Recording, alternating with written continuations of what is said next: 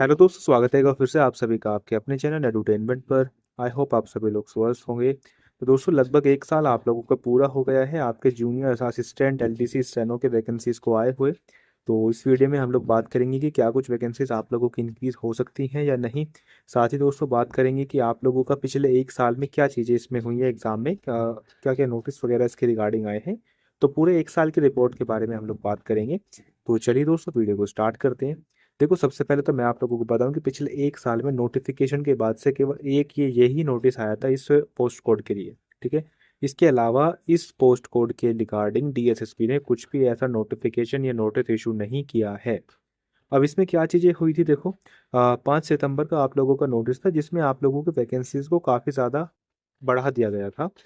Advertise vacancies की बात करते हैं तो आप लोगों की 1672 थी, जिसको रिवाइज करके 2347 कर दिया था जूनियर असिस्टेंट की पोस्ट के लिए।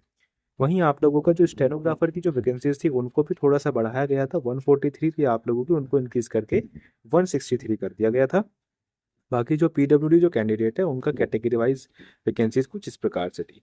तो सबसे पहली बात तो ये कि आप लोगों की वैकेंसीज इंक्रीज होंगी या नहीं इंक्रीज होंगी। देखो, इसके इंक्रीज होने के चांसेस बहुत ज़्यादा कम है। कम इसलिए हैं क्योंकि आप लोगों की जो वैकेंसीज हैं ये आप लोगों की 2023 दिसंबर में आप लोगों का नोटिफिकेशन आया था। यहाँ पर डेट भी मेंशन है, 22 दिसंबर 2023 में आप लोगों को नोटिफिकेशन आया था। और यदि ये वैकेंसीज आप लोगों के 2024 तक अगर इनका सारा फाइनल प्रोसेस समाप्त हो चुका होता, कंप्लीट हो चुका होता, तो कुछ हद तक चांसेस थे कि आप लोगों की वैकेंसीज इंक्रीज हो जाए, है ना। फाइनल वैकेंसीज की बात कर रहा हूँ मैं। लेकिन अभी देखो, वैकेंसीज इंक्रीज करने का डीएसएसपी का मुझे नहीं लगता कि कुछ भी ऐसा इरादा होगा। क्योंकि वैकेंसीज इंक्रीज करने से अच्छा कि वो एक फ्रेश वैकेंसी निकालें, है ना। वैकेंसी इंक्रीज करने से अच्छा है कि वो एक फ्रेश वैकेंसीज निकालें जिसमें और जो कैंडिडेट्स होंगे जो डीएसएसपी के प्रिपरेशन कर रहे हैं उनको भी मौका मिलेगा, है ना। और बाकी देखो, जिस हिसाब से इसमें फॉर्म फिलअप हुए हैं ना, आई थिंक 4 लाख के आसपास इसमें फॉर्म फिलअप हुए हैं, तो उसके हिसाब से काफ़ी अच्छी वैकेंसीज का नंबर आप लोगों का इस टाइम पर हो चुका है। क्योंकि लगभग इसमें 1000 वैकेंसी और ऐड कर दो, लगभग 3200-3300 वैकेंसी आप लोगों की सीएचएसएल में आती है। और सीएचएसएल में आप लोगों के आई थिंक 26 लाख कैंडिडेट थे जो इस बार एनरोल हुए थे 2024 वाले में।